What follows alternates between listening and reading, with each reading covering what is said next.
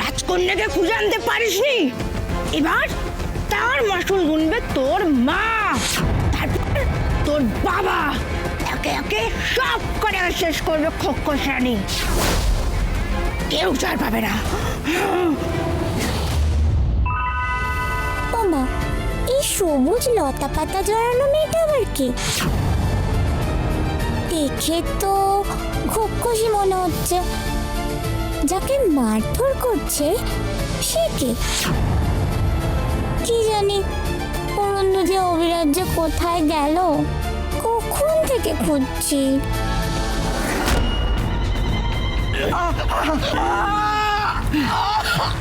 শুনে রাখ, তুইও ছাড় পাবি না। তোকে তো আমি তোরপে মারবো। বড্ড চালাক না তুই? রাজকন্যার বাড়ির কেউ বাঁচবে না খোক্কস রানীর হাত থেকে, না তোর বাবা, না তোর মা, আর না তুই।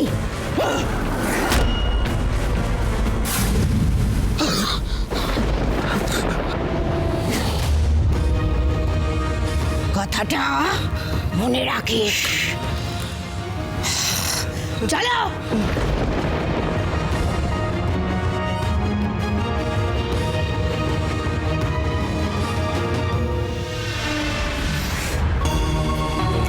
ওই খোক্কসই যা বলে গেল, তা যদি সত্যি হয়, তাহলে বাবা মায়ের পর ওই খোক্কস রানী আমাকে মেরে ফেলবে। ওরা চলে যাক, আমাকে আগে ভাবতে হবে যে আমি নিজে কি করে বাঁচবো। তুমি কি রাজকন্যার ভাই? কে কে তুমি? এই চুপ চুপ, চিৎকার করো না। আমি তো পড়ি, তোমার কোনো ক্ষতি করব না। শুধু জানতে চাই, রাজবংশের কুলপুরোহিতের মেয়ে অরুন্ধতী আর তার সাথে একটা লিকপিকে গোপওয়ালার ছেলে এদিকে কি এসেছে? কোথা থেকে এলো এই অদ্ভুত ছোট্ট বুড়িটা? হঠাৎ অরুন্ধতির কথা জানতে চাইছে কেন? আর আমাকে রাজকন্যার ভাই বললো, তার মানে দিদিকে চেনে। কিছু একটা ব্যাপার আছে, এটাকে ছাড়া যাবে না। বাবা, কি এত ভাবলে ডুবে গেলে গো? জানলে বলো, নাহলে আমার তাড়া আছে। তুমি যাদের কথা বলছো তারা কিন্তু এই প্রাসাদেই আছে। তুমি যাবে তাদের কাছে?